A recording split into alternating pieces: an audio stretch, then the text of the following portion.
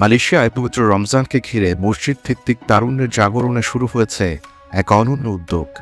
দেশটির প্রধানমন্ত্রী আনোয়ার ইব্রাহিম তার ফেসবুক পোস্টে জানিয়েছেন, আলহামদুলিল্লাহ ২২ ফেব্রুয়ারি কুয়ালালামপুরের জালান দুতাঅবস্থিত ঐতিহ্যবাহী মসজিদ উলাইয়া পার্শ্বকাতান প্রাঙ্গণে আয়োজিত ইফতার মাহফিল ও রাকান মসজিদ রাকান মুদার রামাদান উদ্বোধনী অনুষ্ঠানে আসাতিজা ও তরুণদের সঙ্গে মিলিত হওয়ার সৌভাগ্য হয়েছে।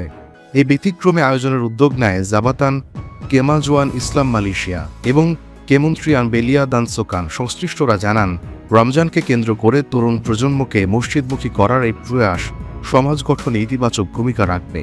ধর্মীয় ও নৈতিক শিক্ষার আলোয় আলোকিত প্রজন্ম গড়ে তুলতে এই সমন্বিত উদ্যোগ।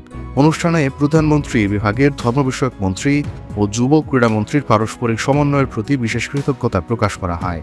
বক্তারা বলেন, রমজান কেবল সংযমের মাস নয়, এটি আত্মশুদ্ধি, নৈতিক উন্নয়ন ও সামাজিক সংহতির এক অনন্য মাদ্রাসা। তরুণদের বিভেদমুখী ইস্যু থেকে দূরে রেখে তাকওয়ার চেতনায় গড়ে তোলাই হওয়া উচিত সময়ের অঙ্গীকার।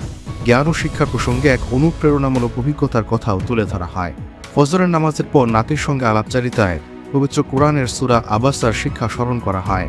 এই সূরায় মহান আল্লাহ তাআলা রাসূলুল্লাহ সাল্লাল্লাহু আলাইহি সাল্লামকে সতর্ক করেন যখন তিনি ইসলামের দাওয়াত দিতে গিয়ে অন্ধ সাহাবী আব্দুল্লাহ ইবনে উম্মে মাকতুমের প্রতি সাময়িকভাবে মনোযোগ না দিয়েছিলেন।